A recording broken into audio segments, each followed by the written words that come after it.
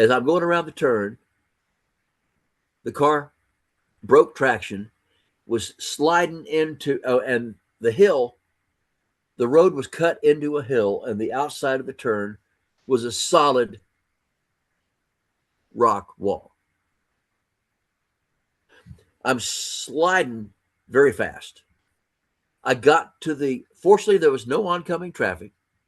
I got to the edge of the oncoming other side of the road, and the car says, I mean, it was like I hit an invisible hand.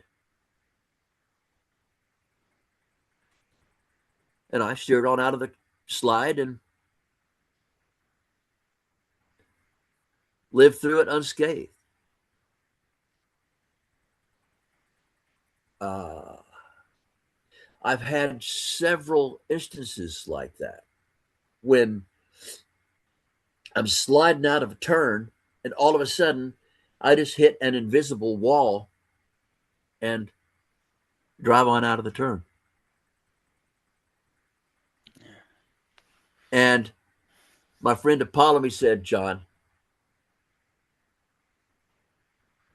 thank your higher self for that.